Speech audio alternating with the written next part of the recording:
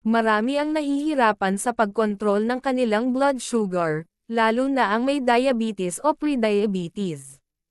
Ngunit alam mo ba na may mga natural na halamang gamot na maaaring makatulong upang mapanatili ang tamang antas ng blood sugar? Sa video na ito, tatalakayin natin ang 11 pinaka-epektibong herbal na makakatulong sa pagpapababa ng blood sugar ng ligtas at natural. Huwag palampasin ang bawat impormasyon dahil ito ang maaaring sagot sa iyong kalusugan. 11 herbal na pampababa ng blood sugar at paano ito gamitin.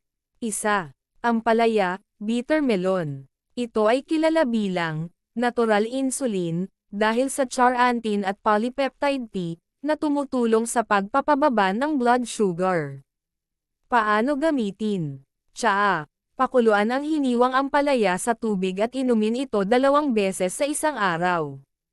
Juice. E-blender ang ampalaya at inumin sa umaga.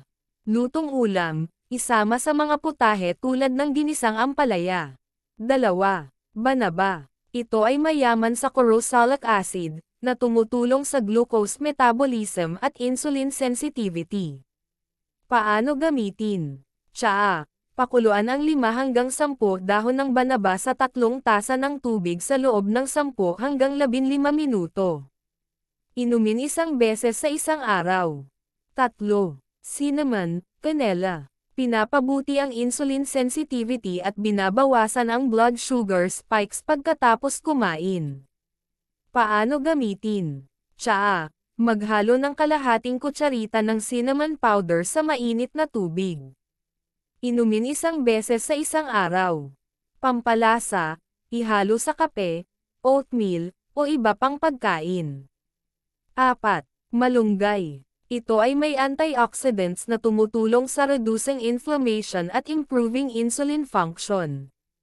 Paano gamitin? Tsaa. Pakuluan ang malunggay leaves sa tubig at inumin 1 beses sa isang araw.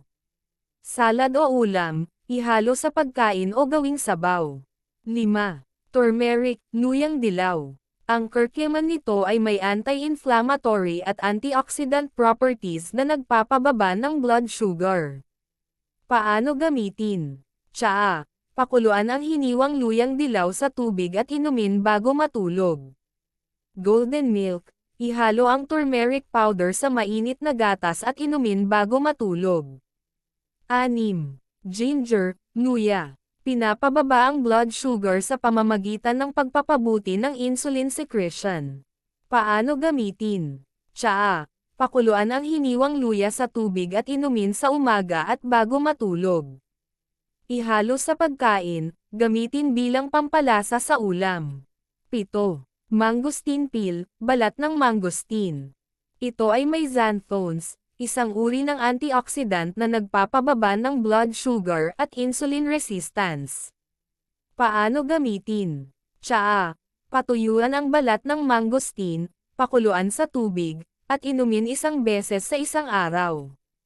8. Neem leaves, dahon ng neem. Pinapataas ang insulin sensitivity at binabawasan ang glucose engravings sa bituka.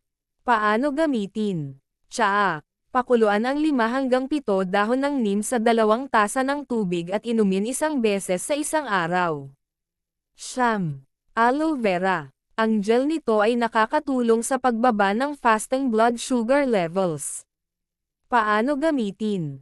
Juice. Ihalo ang 1 cutsarang fresh aloe vera gel sa 1 baso ng tubig o juice. Inumin sa umaga. 10. Guava leaves, dahon ng bayabas. Ito ay may compounds na nagpapababa ng blood sugar at insulin resistance. Paano gamitin? Tsaa.